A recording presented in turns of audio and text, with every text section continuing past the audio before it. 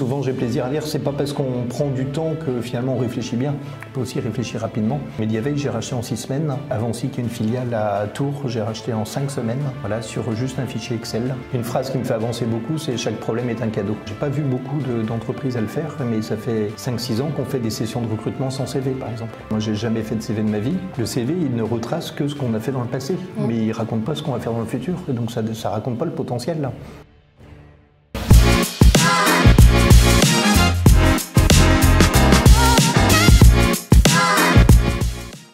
Bonjour à tous, je suis vraiment ravie aujourd'hui d'accueillir Olivier Meril et de l'accueillir en même temps. C'est lui qui m'accueille dans ces magnifiques locaux. Je crois que vous êtes là depuis juin, c'est ça? C'est ça, oui, depuis le mois de juin, oui. Voilà, donc MV Group, très grand groupe maintenant, hein, quand on voit la magnifique croissance. Est-ce que vous pourriez nous en dire un petit peu plus, nous raconter comment résume-t-on un tel parcours surtout? Donc, ouais. Vous devez être habitué, mais... Moi je reprendrai juste, pas de très grand groupe. Oui, d'accord. On est un groupe qui est composé de différentes entreprises, toutes spécialisées dans le marketing digital, et chacune est hyper spécialisée dans une des étapes du parcours client. Et donc ce qui nous permet finalement d'apporter aux PME et aux ETI françaises un savoir-faire exceptionnel, puisqu'on couvre aujourd'hui 60 expertises différentes dans le monde du digital, et donc avec tout le temps la volonté d'apporter le meilleur dans chacune de ces expertises-là. Et donc effectivement une belle aventure. C'est ça. Alors, basé à Rennes au départ? C'est ça. Donc moi j'ai racheté Mediaveil à l'époque, 10 personnes, en 2010. Et puis on s'est retroussé les manches, on a fait une belle première année, plus 73% de mémoire, plus 50% la deuxième année, et puis au fur et à mesure, donc 2015 qui a eu vraiment le point d'accélération. Je présente un projet qui s'appelle Ambition 2020, en expliquant, donc là on est 35, on fait 5 millions d'euros, et en expliquant qu'en 2020 on sera à 100 et on fera 20 millions d'euros. Et on va accompagner toutes les étapes du parcours client sur toute la France.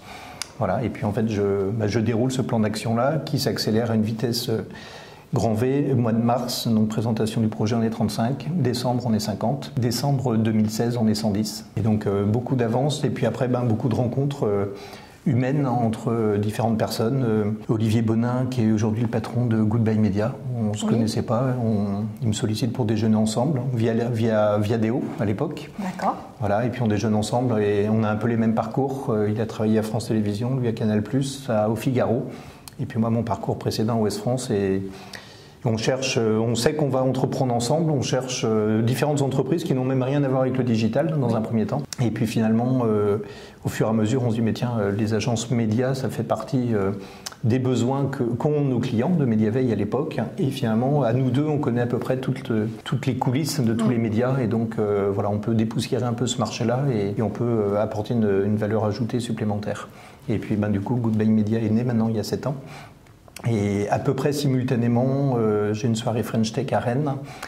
Depuis 96, j'ai Michel Brébion comme commercial à Précom Saint-Nazaire à l'époque. Je le forme pour devenir chef d'agence. On a gardé contact, on a investi en immobilier ensemble depuis 97, donc on est associés. Là, on a fait pas mal d'investissements ensemble. Je suis passionné par l'immobilier. Et finalement, donc Michel vient à une soirée French Tech. Donc là, on est il y a 6 ans, et il se rend compte que je connais tout l'écosystème rennais. Il me dit c'est vraiment chouette, et puis parcours que tu as sur Mediaveil, c'est impressionnant. Et il me dit c'est vraiment ce que j'aurais rêvé faire. Il me dit mais moi c'est trop tard, j'ai 43 ans. Je lui dis non, c'est jamais trop tard. Il me dit je me vois pas le faire tout seul. Et donc je lui dis si tu ne te vois pas le faire tout seul, on n'a qu'à le faire ensemble. Et donc il me dit il y a un sujet qui me passionne, c'est l'inbound marketing. Et nous, dans notre plan de développement, on avait créé un poste d'inbound marketing. Et je lui dis on comptait créer un pôle, et au lieu de créer un pôle, on peut créer une filiale. Et auquel cas, je te détache cette personne-là. Et on prépare Winbond, et puis voilà, Winbond est né globalement 1 mois après la création de Goodbye. Voilà, si ce n'est qu'on s'est donné après 9 mois pour que lui accompagne bien l'entreprise où il était. Puis voilà, et en fait, ça s'est enchaîné. Par hasard, on a racheté, je devais déjeuner avec le dirigeant de MyChefcom, qui est décédé. Je devais déjeuner avec lui le lundi, il est décédé dans la nuit du samedi au dimanche.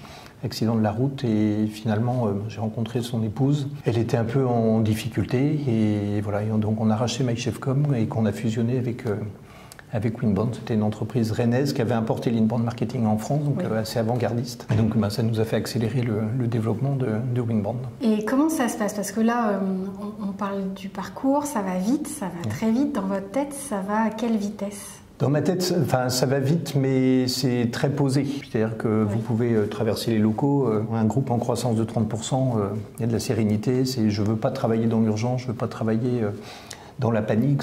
Voilà, je suis d'un naturel plutôt nerveux, plutôt anxieux. Je fais en sorte de m'enlever toutes ces zones de stress qui ne sont pas contrôlables pour avoir que celles que je ne peux pas maîtriser. Et moi, j'ai besoin d'avoir des projets, en fait. Je n'aime pas la routine. J'écoute beaucoup le marché, les clients, les collaborateurs. Donc, finalement, mon inspiration, je vais la chercher sur le terrain, en entendant des clients, en entendant les problèmes qu'ils peuvent rencontrer. Exactement la même chose pour les collaborateurs. Et puis, en fait, l'envie après d'avancer, de répondre à des problématiques, en fait, en se disant, tiens, finalement, on n'est pas très loin de pouvoir répondre à cette partie-là ou à cette problématique-là. Et puis, on met en œuvre les actions. C'est ça. Et puis, à chaque fois, ça va au bout. C'est-à-dire que vous arrivez à mener à bien tous les rêves, toutes les idées que vous avez, ou il y en a par exemple une où il y a eu un point de frustration, ça ne s'est pas fait? Alors, des frustrations, on peut en avoir, mais moi, la frustration, ceux qui m'entourent savent que c'est plutôt la rapidité qui va me frustrer, ou la non-rapidité. C'est ça. Voilà, mais par contre, effectivement, on est, je pense, réputé dans l'entreprise, tout ce qu'on dit, on le fait. Et ça, je me donnerai tous les moyens pour le faire, et si je suis convaincu que c'est le bon chemin, et donc finalement, c'est comme ça que j'ai créé l'école digitale de la Nouvelle Chance, il a fallu se battre. C'est comme ça que j'ai créé le bâtiment. Le bâtiment, c'est un programme de 12 800 mètres carrés. Peu de personnes croyaient que j'aurais un terrain, et puis finalement, on a eu le terrain après le financement. On a construit en plein Covid, et voilà. Après, maintenant, la taille, le réseau, l'expérience fait que tout est plus facile, à mon sens. Oui. On a les contacts, on est crédible par rapport à tout ce qu'on a fait. Donc, finalement, les élus politiques, les banques, tout le monde nous écoute plus facilement. On est fiable. Donc, la semaine dernière, on avait la visite de Gaël Andro, qui a été la personne à qui j'ai envoyé ma demande de terrain. J'ai envoyé un dimanche, le mercredi, il m'a répondu. Je pense une semaine après, j'avais le terrain. Voilà, c'était qu'une promesse, qu'une parole. Elle a découvert les locaux. C'est pas juste des locaux qu'on a fait. C'est tout un programme immobilier, mais qui a du sens, qui a placé le collaborateur au cœur. On peut reprendre le dossier de départ, on a les espaces bien-être, on a le fait d'avoir un bâtiment ouvert, d'avoir un amphithéâtre, tout ça c'était dedans. Et voilà, souvent j'ai plaisir à dire, c'est pas parce qu'on prend du temps que finalement on réfléchit bien, on peut aussi réfléchir rapidement. Et moi je pense qu'assez vite, j'ai cette capacité maintenant de beaucoup d'intuition, mais à analyser les choses et à prendre des décisions rapides. Mediaveil, j'ai racheté en 6 semaines. Avancy, qui est une filiale à Tours, j'ai racheté en 5 semaines, voilà, sur juste un fichier Excel. C'est-à-dire que contre l'avis de mon comptable et de mon avocat, puisque l'entreprise avait fusionné avec une autre entreprise, et défusionnait, il fallait qu'en 5 semaines, il y ait le chèque sur le compte, puisqu'il y avait la deadline. Et donc, mes conseils m'ont dit, non, mais on ne peut pas juste racheter une boîte sur un fichier Excel. Et puis, moi, j'ai piloté par le risque en me disant, qu'est-ce que je risque? Donc, il y avait de l'argent, bien évidemment, mais cette somme-là ne nous mettait pas en danger. Et à l'inverse, en réussissant, ça permettait d'avoir un pôle data de 30 personnes d'un coup, et qui était pour moi un avantage concurrentiel, puisque dans notre domaine, tout passe par la data. Et on n'avait pas la data comme plein d'entreprises. Et donc, ce qui fait qu'aujourd'hui, on a un pôle data qui est connu, reconnu, qui est performant et qui nourrit finalement l'intégralité de l'entreprise. Mais voilà, tout ça, il a fallu le faire un peu contre l'avis des conseils, et avec le fait d'être convaincu que c'était le bon chemin, et après de se donner les moyens, de l'énergie. J'ai la chance d'avoir beaucoup d'énergie, donc j'ai juste à concentrer un peu plus mon énergie sur le sujet. Alors justement, vous disiez tout à l'heure, là c'est la coach qui parle, vous disiez tout à l'heure que plutôt d'une nature anxieuse, donc vous canalisez finalement toute cette énergie qui pourrait bouillonner, mais vers le positif, vers vos projets, vers l'efficacité. Moi, vers le positif absolu. C'est-à-dire que j'évacue tout ce qui n'est pas positif. Moi, j'adore le digital, j'adore les réseaux sociaux, sauf je déteste la haine sur les réseaux sociaux. Donc jamais vous verrez de méchanceté, ça ne fait pas partie. Pour moi, je trouve, c'est les mêmes valeurs. En fait, le digital n'est qu'un autre canal d'expression. Il doit être le relais, et puis voilà, on n'a qu'une vie, j'ai envie d'en profiter, j'ai envie de générer du positif, j'ai envie de bénéficier de positif, et je l'explique à tous les salariés, je suis convaincu que le positif attire le positif, et en tout cas moi je vois bien que ça fait un peu aimant, et j'ai plein de projets qui viennent grâce à ça, parce que j'essaye d'enlever tout le stress aux collaborateurs. Finalement on est dans un monde qui peut être anxiogène, l'inflation, la guerre, il y a plein d'éléments. Nous on est face à des clients, les clients peuvent aussi avoir leur stress, ils ont levé des fonds, il faut aller vite, il faut des résultats, et donc ce stress-là, le collaborateur, on fait en sorte de l'accompagner pour le supporter, mais je veux pas qu'on lui en crée d'autres autour. Oui. Mais parce que j'ai envie de faire ça. Moi, sinon, j'ai mal au ventre tout le temps, donc qu'est-ce que je peux faire? Et donc pour éviter d'avoir ces problèmes-là, je fais en sorte d'anticiper les sujets. On sait qu'on a des gros sujets sur le recrutement, qu'est-ce qu'on a fait? On a créé une école, voilà, et puis on a été plus loin, on a créé une deuxième école, ce qui fait que ça nous fait un vivier. Ça ne nous règle pas tous les sujets du recrutement, mais ça nous en règle déjà une bonne partie. Et on recrute ce mois-ci 8 élèves de l'école. Oui. Bon, j'enlève finalement indirectement du stress à mon équipe RH, à mes managers et indirectement à moi. Parce que sinon, on a des bons de commande, mais on peut pas servir nos clients. Une phrase qui me fait avancer beaucoup, c'est « chaque problème est un cadeau ». Et finalement, elle me remet le cerveau dans le bon sens, même quand on a les pires ennuis. Avec Johan, mon DG de Humens, il en rigole souvent, il dit « purée, la haute est pleine ». Voilà. Mais il va y avoir des beaux cadeaux. On a racheté Tribu à Lille. On en a bavé, parce qu'il n'y avait pas la même culture et les mêmes valeurs avec le dirigeant, mais finalement, c'est pour ça que vous reprenez, on n'est pas un grand groupe, et quand je suis allé me présenter là-bas, la première phrase de beaucoup de collaborateurs, c'est « on n'a jamais travaillé dans un grand groupe ». J'ai dit « mais vous avez le patron en face, un grand groupe, vous n'aurez pas le patron ». On est des petites PME avec des patrons dans chaque filiale, et tout le monde est très accessible, et donc nous, l'organigramme, il est assez vite traversé. Et donc, dans un grand groupe, on ne sait pas pour qui on travaille. Il y a des actionnaires qui sont invisibles. On est en bourse. Voilà. Pour moi, on n'est pas du tout dans ce schéma-là. Et ce qui fait que, finalement, ça nous permet de bâtir des choses de façon plus saine, pour moi. Et comme une entreprise familiale, on peut s'inscrire dans la durée. Et du coup, avec les collaborateurs à Lille, c'était un peu le sujet. Et on en a bavé, on a eu des départs. Il a fallu même avoir quelques suppressions de postes. On en a bavé pendant un moment, mais avec l'INAMA RH, plusieurs fois, on s'est dit, bon, on est dedans, mais ça va être bien après. Voilà. Et puis, depuis janvier, ça roule, ça correspond. Je suis allé à Lille il y a 15 jours. Et là, on a les collaborateurs qui sont là à dire, waouh, c'est agréable, les outils sont top. Ils produisent beaucoup plus qu'avant et puis ils sont beaucoup plus cool. Et en fait, je trouve que dans le monde de l'entreprise, on traite pas bien les sujets. En fait, on demande aux gens de mieux produire, mais on leur donne pas les outils, on les accompagne pas forcément, on leur explique pas la méthode. On s'est beaucoup inspiré des méthodes danoises. On a fait une learning expédition au Danemark. Et en fait, beaucoup sur le bien-être. On a vu des fois des sketchs. Faut une corbeille de fruits dans la cafette, faut un baby-foot. Et en fait, tout ça, c'est que du gadget. Les Danois expliquent que 80% du bien-être, il faut être compétent dans son job, il faut être bien organisé. Exactement. Et dès lors qu'on a ça, on coche 80%.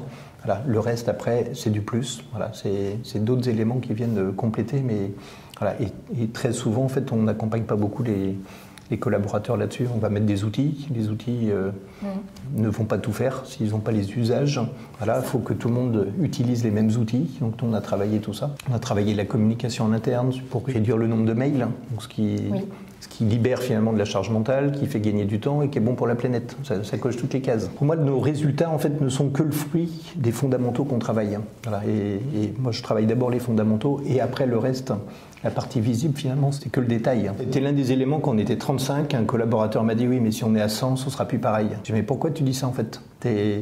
Si ça fait partie de l'ADN de la boîte, oui, mais regarde, on fera plus de séminaires et on fera plus la raclette. Il organisait, lui, tous les ans une raclette. J'ai dit « mais séminaire, nous, on a un budget par personne. Donc finalement, quand on sera 200, on aura un plus gros budget. On ira dans d'autres endroits. Et puis voilà, c'est juste mécanique. Et la raclette, je dis symboliquement, on fera toujours la raclette. Voilà. Et donc quand on a été 50, on a fait la raclette. Quand on était 100, on a fait la raclette. Quand on était 200, on a fait la raclette. Donc on fait maintenant la plus grande raclette de l'Ouest. La dernière, on devait être 250 et on a fait la raclette multidiffusée à Nantes, à Paris, à Tours. Voilà, c'est un élément pour moi qui est symbolique. Souvent on nous dit, tiens, il y a une belle image à l'extérieur. Donc de temps en temps, les mauvaises langues vont dire, tiens, c'est du marketing. Mais moi, ce qui m'intéresse, c'est la vie de ceux qui vivent à l'intérieur. Et ceux qui rentrent chez nous, sur les notes d'étonnement, disent c'est encore plus agréable de le vivre à l'intérieur que l'image qu'on peut avoir à l'extérieur. Et pour moi, c'est ça, l'une de mes plus belles fiertés, c'est qu'on est dans le vrai, en fait. On est dans le vrai, on est dans le sincère, avec nos qualités, nos défauts, nos failles. On n'est pas parfait. Mais on essaye de l'être. C'est ce que j'expliquais aussi à mes salariés. On passe beaucoup de temps à dialoguer, à échanger, à expliquer nos valeurs. On communique aujourd'hui sur la création de la Fondation MV Group, qui est un élément fort. Donc, on y met du budget, et Fondation qui a pour vocation de lutter contre la fracture numérique et favoriser l'éducation. Voilà, avec un comité de sélection, donc elle est hébergée sous l'égide de la Fondation de France, et un comité de présélection de 21 collaborateurs où chacun va pouvoir pousser les dossiers. Je leur dis, moi je ne serai même pas dedans, chacun va voter pour dire, tiens, cette association, elle me parle à mon cœur, donc j'ai envie j'ai envie qu'on l'aide et le comité de sélection va choisir à la fois les montants et à la fois les associations qu'on va aider. C'est un élément qui devient concret. Et l'autre gros changement là d'ici 10 jours, c'est qu'on est en train de se transformer en entreprise à mission. Et donc on va jusqu'au bout de nos engagements en changeant les statuts. Donc c'est écrit, là c'est en train d'être publié, parce que dans notre plan d'action 2018, donc là le plan s'appelait Waouh 2023, c'était de faire vivre une expérience différente à nos clients et à nos collaborateurs. Donc il n'y avait pas un plan d'action chiffré, c'est-à-dire on court pas après un objectif, c'est ni le chiffre ni le nombre de collaborateurs. Ça sera la résultante de tout ce qu'on va faire. Donc si on a bien travaillé, on fera tant de chiffres et il nous faudra tant de collaborateurs. Et on veut se donner du sens. Et moi, c'est ce qui m'anime depuis le début. C'est pour ça que je suis attaché à un point, c'est l'indépendance financière. Parce que du coup, ça me permet de faire ce que j'ai envie de faire. Et j'aurais jamais pu créer l'école digitale de la Nouvelle Chance qui rapporte rien si j'avais eu un fonds qui m'aurait dit Monsieur Méril, c'est bien, c'est une bonne idée, c'est louable, mais c'est pas très lucratif, donc on vous demande d'être focus sur votre job. Voilà. Et sur l'entreprise à mission, on veut, depuis le début, en fait, c'est que la concrétisation de ce qu'on a fait. C'est avoir l'utilité de l'entreprise, donc qu'elle ait une capacité à faire grandir les gens, qu'elle ait une capacité à développer le bien-être, donc à la fois de nos collaborateurs, mais de notre écosystème. Les artisans avec qui on a travaillé, ce sont les mêmes depuis 10 ans, on n'a pas fait d'appel d'offres. Ça fait aussi partie finalement de nos valeurs, et puis d'avoir un impact positif sur la planète. Voilà, donc c'est des engagements forts.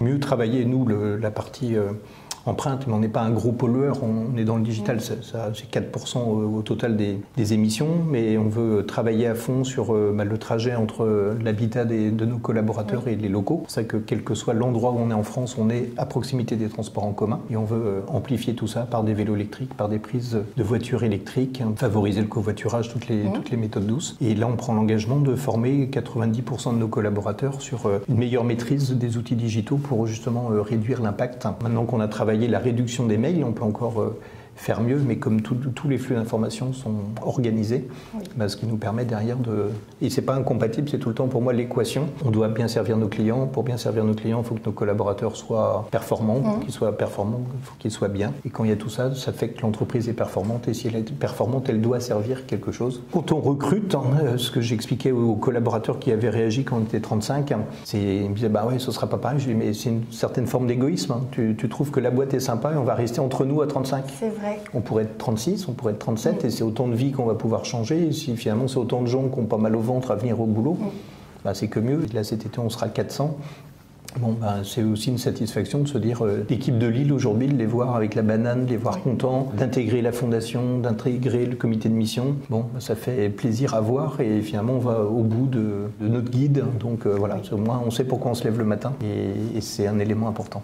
Et du coup, ce côté recrutement que vous expliquiez aussi facilité par cette jolie démarche par l'école, ce profil sur lequel vous vous arrêteriez parce qu'il est absolument remarquable, il ressemblerait à quoi ? On ne veut pas mettre les gens dans des cases, justement, et donc on s'arrête plutôt sur des personnalités, des gens qui ont des valeurs. Il faut la passion, globalement, dans nos métiers, mais quand les gens, on a le sentiment qu'ils ont une tête bien faite avec des belles valeurs, finalement le reste, ça s'acquiert. Et c'est aussi pour ça qu'on a créé, j'ai pas vu beaucoup d'entreprises à le faire, mais ça fait 5-6 ans qu'on fait des sessions de recrutement sans CV, par exemple. Moi, j'ai jamais fait de CV de ma vie.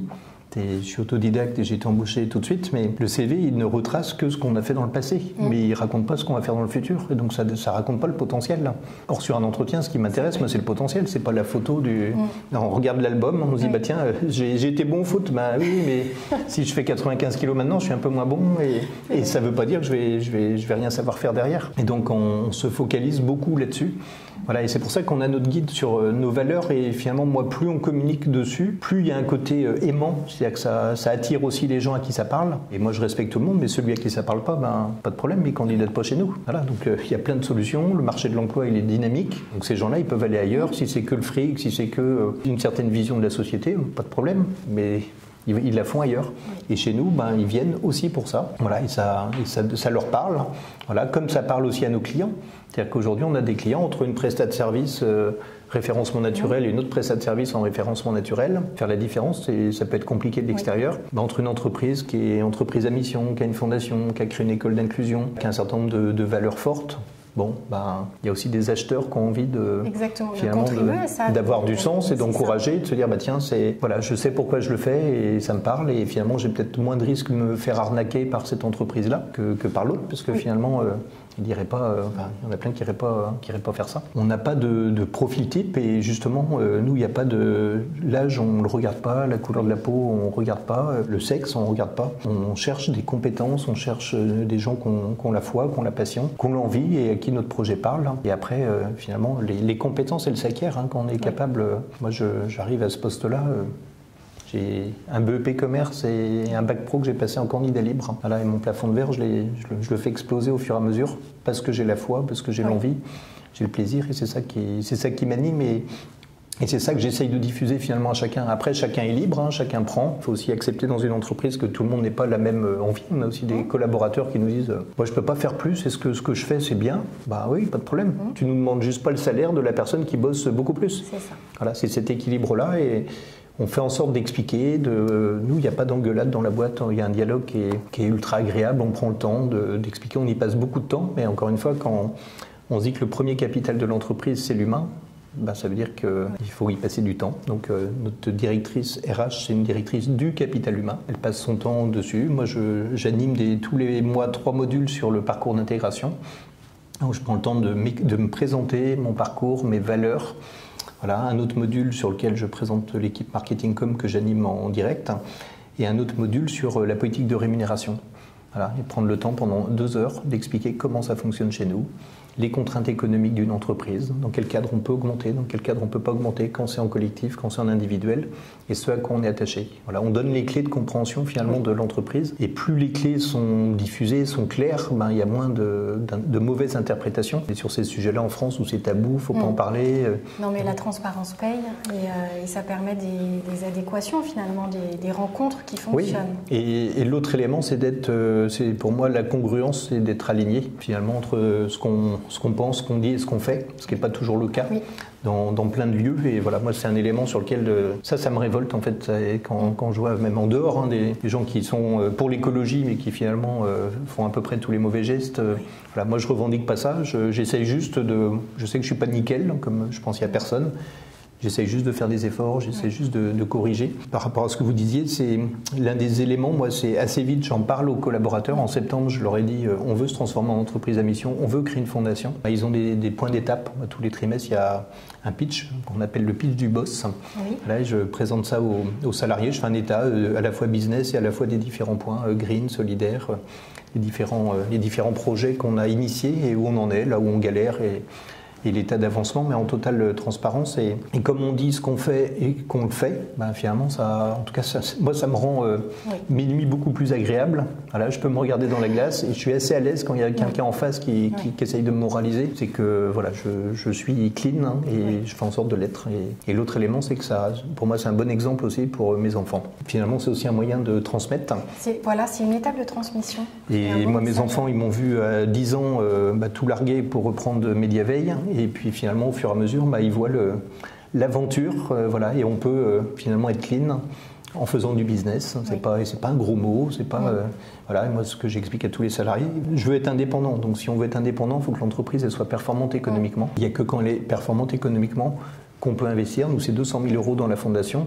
Si on n'a pas d'argent, on ne peut pas les mettre. Donc, après, on n'est que dans l'intention, mais l'intention, ça ne fait pas les actions. Donc voilà, et puis il y a des choses que de bon sens aussi, où c'est du temps. J'interviens dans des collèges, je prends la parole l'autre jour dans un lycée à Cesson. Voilà, ça prend 1 heure, et alors on me dit, tiens, 1 heure, c'est quand même important. Si mon heure donnée à 30 élèves change juste la vie d'un gosse, finalement, c'est que dalle. Voilà. Et donc on rentre derrière, on est content, on a la prof qui envoie un petit message, enfin moi ça me met aussi du carburant, et ça donne du sens, et finalement, voilà, il y a peut-être un gosse qui galère à l'école et qui va dire tiens, lui aussi il galérait et finalement il arrive à faire quelque chose. Et je trouve qu'on est trop dans une société où finalement on casse l'énergie des gens tout le temps. Moi, c'est ce que j'ai vécu à l'école, comme j'étais mauvais élève, on fera jamais rien de toi, tu seras un cancre, ce sera la galère. Et finalement ils m'ont peut-être rendu service parce que ça m'a endurci et j'ai voulu être peut-être dans la démonstration inverse. Et voilà, et maintenant c'est ma carapace et la solidité que ça donne. Alors on parlait de transmission et vous le faites déjà auprès des jeunes, vous parliez de collégiens, de lycéens.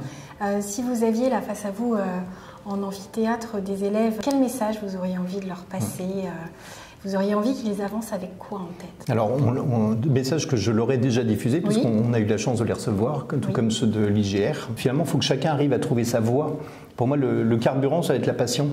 Et donc, il faut trouver notre carburant, il faut trouver notre voie. Et si on l'a, en fait, ça s'alimente tout seul. Après, pour beaucoup de jeunes, alors je passe un peu là pour un vieux, mais moi j'ai démarré à 18 ans et Dieu sait si j'avais la bougeotte, mais j'ai eu la chance d'évoluer finalement tous les 4 ans. Oui. Et la nouvelle génération, elle a tendance pour moi, elle est passée en mode zapper et ça va beaucoup trop vite. Et la moindre difficulté, il y a moins de résilience en fait, ils passent à côté, ils ne savent pas se faire mal. Et la vie d'un entrepreneur, on a du mal. Oui. Voilà, ça fait partie et en tout cas c'est ce que je diffuse à mes enfants. Tu ne peux pas fuir dès la première difficulté, il faut justement avoir le courage de l'affronter. Et, voilà, et après l'expérience elle s'acquiert par le temps. Et donc là le temps, on a beau être brillant, oui. Il n'y a que, moi si je suis performant je pense aujourd'hui, c'est parce que j'ai fait 20 ans après com. Voilà, et j'ai fait 4 postes et ces 4 postes-là, j'ai emmagasiné de l'expérience. Je suis quelqu'un qui va très vite, mais je ne pouvais pas faire beaucoup plus vite. Très souvent, ils ont fait les choses 2 fois et ils ont le sentiment que c'est bon. Oui. Voilà, ils ne veulent pas repasser dans leurs traces. Première année, on a fait 73%. C'est la deuxième année qu'on fait 50. Les 50 sont plus de valeur que les 73. Et l'année d'après, quand on fait 40, ça a encore plus de valeur. Et c'est ça qui va nous chercher au fond. Ça nous force finalement à être plus performants, ça nous force à être plus créatifs. Ça manque aussi, on est dans une société qui n'est pas très créative. Les gens ils ont plus de temps de cerveau en fait.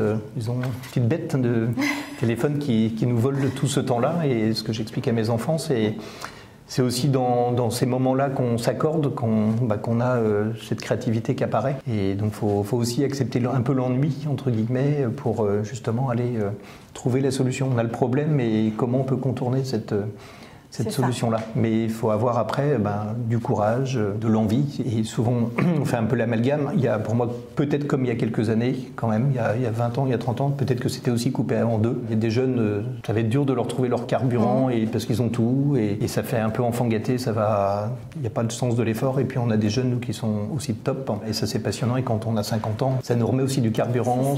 On voit une forme d'intelligence, une forme de capacité à avancer qui rebooste. Oui. Et finalement, c'est bien ce mélange-là, parce que si on n'a que ils n'ont pas l'expérience. Quand on a 50 ans, on leur explique aussi les choses et finalement, on voit, moi je découvre aussi que la vie est un éternel recommencement. Il y a plein de choses qu'on réinvente aujourd'hui avec des nouveaux termes marketing, mais c'était la même chose il y a 10 ans, c'était la même chose il y a 20 ans, c'était la même chose il y a 30 ans, sauf que ça s'appelle plus pareil. C'est ça. Voilà. Et puis après, l'autre élément, c'est que je pense que ça, c'était pour moi mon atout. Moi qui n'ai pas appris à l'école, finalement, je me suis dit, je suis condamné à apprendre tout le reste de ma vie. Et ça tombe bien dans une société qui bouge tout le temps. Finalement, rien n'est jamais acquis. Et c'est pas parce qu'on a été bon en 74 qu'on va être bon en 82 et qu'on va être bon en 2000 et en 2020. Et donc, il faut être à jour tout le temps. Et je pense que c'est de la force chez MV Group, c'est qu'on est en mouvement permanent.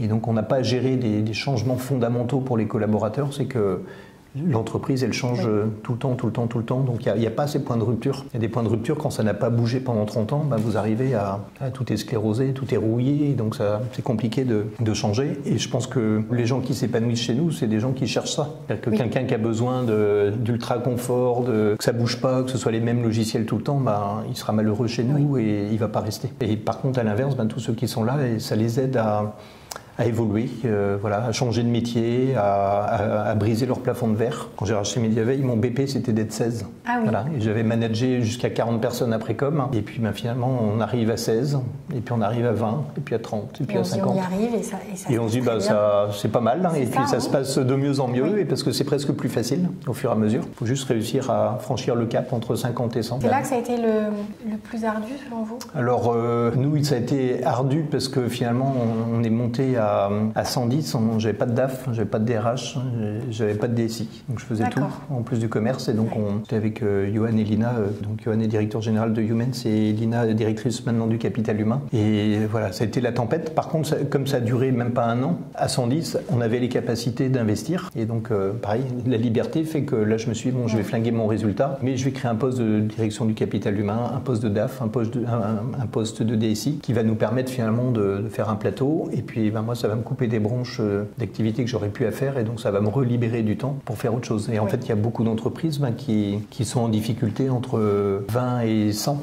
globalement 20 et 50. C'est ce que j'appelle moi la cage dorée du dirigeant. La boîte, elle peut pas tourner sans eux, et ils font tout. Ils font RH, ils font commerce, ils font la prod, ils font la DSI, ils doivent dépanner, ils ont pas de vacances, voilà, et ça devient un enfer. Et c'est pour ça qu'on a aussi beaucoup de projets de croissance externe dans ces typologies d'entreprises, parce qu'on leur amène nous, tout un tas de services.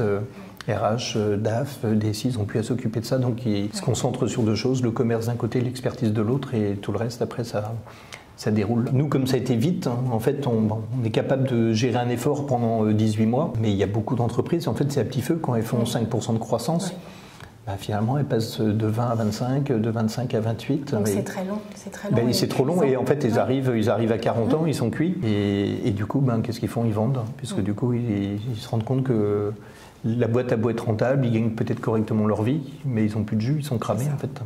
C'est la charge mentale. C'est pour ça que nous, dans notre projet, on a longtemps parlé du bien-être des collaborateurs, et on a rajouté après, et du CODIR. Mais oui, c'est quand même bien d'y penser, parce que moi en coaching, j'accompagne beaucoup de dirigeants qui me disent finalement, on n'arrive pas à déconnecter, on n'arrive pas à savoir comment déléguer, et si on est dans cette optique-là. Et finalement, ils me disent même, on gagnerait mieux notre vie si on était même un peu moins. En fait, il y a ce franchissement d'étape qui est anxiogène, qui prend quand même un espace de charge mentale absolument incroyable, et qui touche même à l'équilibre vie professionnelle, vie personnelle. On perd une lumière, mais on va continuer quand même. Et du coup, c'est quand même très beau de voir cette vision, parce que vous avez l'air hyper serein pour quelqu'un qui décrit comme monsieur. Oui. Donc, en fait, moi, je suis bien à l'aise sur mes deux pieds, je suis attaché à mes valeurs, je suis bien entouré avec des gens qui sont fiables, parce que ils me connaissent par cœur, je les connais par cœur. Mon projet d'entreprise, il est très clair. Et encore une fois, je veux travailler avec de la sérénité. Et pour autant, là, on est en train de racheter 5 entreprises. Là, ça va se faire dans le mois qui vient. Et on est en train de créer 2 autres filiales. Je gère directement l'informatique, enfin l'équipe de dev. Je gère directement l'équipe marketing com. J'anime tous les CODIR. Et je gère l'équipe d'Avancy qui est basée à Tours. Alors, j'aimerais vous suivre pendant 3 jours pour voir comment vous faites tout ça. Vous pouvez. Vous mettez un survêt. J'adorerais, parce que je pense que c'est comme ça qu'on apprend le plus. C'est-à-dire que ce que vous me décrivez, c'était un parcours à l'école où on vous a pas regardé peut-être comme celui sur lequel miser par rapport aux notes. Ils sont passés à côté d'un profil, d'un potentiel. Et finalement, vous apprenez au quotidien, dans les deux sens en fait. Vous apprenez, et vous apprenez aux autres. Oui, j'essaie. Et je suis assez passionné par la méthode de travail. C'est pour ça que je vous en parlais tout à l'heure, on a essayé de diffuser ça. Je ne sais pas si on arrive à le diffuser jusqu'au bout du bout. On met à dispo, mais moi, effectivement, aujourd'hui, j'ai des outils, je les maîtrise bien, je me connais par cœur aussi, c'est l'avantage de l'âge. Et donc, je sais que je dors bien quand j'ai traité tous mes mails. J'ai fait en sorte d'abord d'en avoir moins, de bien les gérer. Je procrastine pas, j'ai aucun dossier qui attend. Et donc, je peux avoir une tempête le lendemain, je suis capable de la gérer. Et au pire du pire, maintenant, je coupe le week-end, mais au pire du pire, j'ai cette marge de manœuvre, soit le soir, soit le week-end. Mais je sais que c'est ma quête de sérénité, donc si je dois taffer 1 heure ou 2 le week-end, je vais faire. Voilà, et je me prends pas la tête là-dessus, donc je laisse venir les choses au fur et à mesure en me disant bon, c'est ce que j'ai dit à mes enfants, il y a des choses graves qu'on maîtrise pas, il y a des choses pas graves qu'on maîtrise, donc c'est pas là, voilà, le reste c'est gérable. Voilà, essayer de se créer du positif en fait autour de soi, et voilà, et on a plus la niaque. Moi je sais que mon ennemi ce serait la santé, ce serait le mental en fait. Je veux profiter de ma famille, je veux profiter de mes week-ends, je pars en vacances, à toutes les vacances, c'est aussi un des enseignements que j'ai tiré du rachat de Mediaveil, et je suis pas dans le luxe, et c'est le seul luxe que je me suis offert, partir à toutes les vacances scolaires. Voilà, et ce qui finalement fait du lien familial, déjà. C'est un moment privilégié en famille pour partager justement, et pour diffuser même des valeurs travail. Quand on est au soleil en plein hiver, expliquer à ses enfants que c'est bien parce qu'on a bien travaillé qu'on peut faire ça. C'est tout bête, mais c'est juste l'essentiel. Oui, puis vous vous recentrez sur des moments qui sont essentiels, parce que vous assistez à tout, à vos entreprises qui grandissent, à vos enfants qui grandissent, à votre couple dont vous alimentez toujours la flamme. Enfin, c'est un magnifique équilibre. Je ne pourrais pas le concevoir autrement en fait. J'aurais le sentiment d'avoir quelque chose de pas abouti. Malheureusement, il y a des chefs d'entreprise qui mettent tout dans la boîte, et ils n'ont pas vu grandir leurs enfants, et ils ont divorcé 3 fois. Je touche du bois, je fais en sorte... C'est pour ça que vous avez mis du bois partout. Oui. Alors, je fais en sorte d'avoir cet équilibre-là, voilà, de m'entourer de gens qui ont des belles valeurs, à qui mes valeurs parlent. Je dis souvent, j'ai envie de rigoler, en fait, j'ai envie de m'éclater dans mes journées. Je rentre le soir, c'est une cliente qui m'avait alerté là-dessus. Ça faisait peut-être 4 ans que j'avais racheté Mediaveil, on déjeune ensemble, on était à Saint-Gilles-Croix-de-Vie, et elle me dit, ça va Olivier, vous êtes heureux? Et oui, oui. Oh, c'est un petit oui. Je dis, je vis tout le temps avec un poignard dans le ventre. Et en fait, elle m'analyse et elle me dit, vous avez tellement peur du futur en fait que vous pourrissez le présent. Il faut juste apprendre à apprécier l'instant présent. Exactement. Voilà. Et donc, à l'époque, j'habitais en campagne. Et donc, dès que je tournais vers la route départementale vers la campagne, voilà, je veux juste prendre le temps de regarder. Et quand je coupais le contact, c'était de me dire, tiens, est-ce que tu as passé une bonne journée? Ouais. J'ai eu la chance des bons moments avec mes collabs, avec mes clients, avec mes partenaires. Je réseaute le midi et j'ai démarré à l'usine. Donc, je fais aussi la différence entre les personnes qui travaillent en usine et nous, la chance qu'on a dans notre job. La vie de personne est en jeu. On est engagé pour nos clients, on fait le maximum, mais après, personne ne va mourir. Donc, on n'a pas totalement le résultat qu'on attendait. Bon, c'est la chose la plus grave qu'on peut avoir. Et encore une fois, si le client nous sent investi, mobilisé dessus, il voit bien qu'on n'est pas des magiciens et qu'on fait tout le maximum, on est sincère, on est vrai. Moi, j'ai pas beaucoup d'ennuis au quotidien, mais parce qu'on, encore une fois, on fait en sorte que nos commerciaux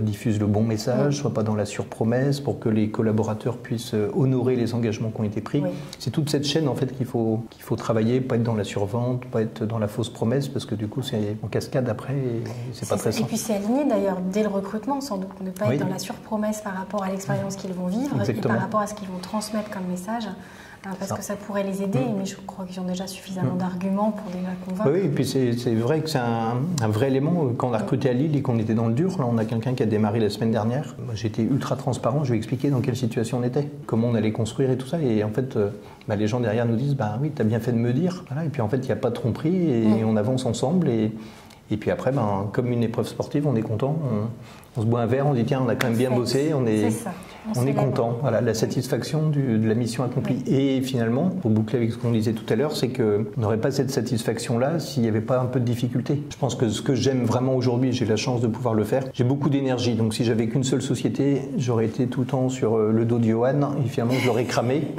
Parce qu'il en aurait eu marre, j'aurais pris la place et finalement ça n'aurait pas été épanouissant. Là, avec plein de sociétés, mon énergie je la répartis. Voilà. Quand après les gens sont autonomes, finalement je suis moins dessus, on se croise, mais comme on fait 15 ans qu'on bosse ensemble, on se voit, on déjeune ensemble, ça se fait tout seul. Ils ont besoin, ils viennent vers moi, j'ai un doute, je viens vers eux. Et pendant ce temps-là, je peux être sur d'autres projets et ce qui m'anime, c'est de les mettre sur les rails. Et quand c'est mis sur les rails, finalement, de passer le relais, c'est de la transmission au final à chaque fois.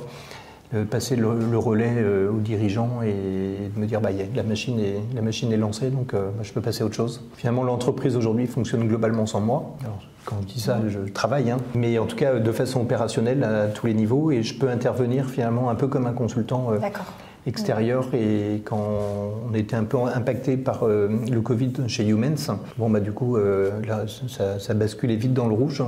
Et je suis redescendu en opérationnel chez Youmens et on s'est réparti, Johan le quotidien et puis moi préparer le futur. Et puis voilà, et en expliquant que j'allais être là jusqu'en juin 2021 et qu'en juin 2021 je me retirais et donc ils allaient se débrouiller tous les trois. Et voilà, et donc aussi mon cheminement à me dire tiens, je vais en baver jusqu'en juin, mais voilà, j'ai l'échéance et puis après je pars en vacances et après je sais que j'aurai le sujet tribu ou j'aurai la reprise d'Avancy et donc voilà, je repasse à un autre dossier. Avec cette capacité justement à retourner sur un métier que vous connaissez parce que même en supervisant l'ensemble, vous connaissez vraiment bien chacun des sujets. Je connais par cœur l'entreprise et je pense avoir exercé à peu près, alors pas de façon opérationnelle les métiers d'expertise, mais entre le commerce et toutes les équipes support, à la fois le marketing, la com, à la fois la partie DAF, à la fois la partie RH. Et je suis ultra impliqué à chaque fois. On a beaucoup de dialogue, on a beaucoup d'échanges. Et je pense que c'est aussi la valeur ajoutée que je peux apporter. Et on parle beaucoup d'intelligence collective, on est dedans. Voilà. Et encore une fois, c'est des points qui durent qu'une demi-heure, c'est toutes les semaines. On prend le temps, je suis un peu bavard, donc on prend le temps aussi de tatasser, mais ça fait pour moi partie des plaisirs de la vie. C'est aussi l'occasion de mettre du carburant, de recevoir du carburant et après d'avancer et d'enrichir justement les choses ou d'entendre.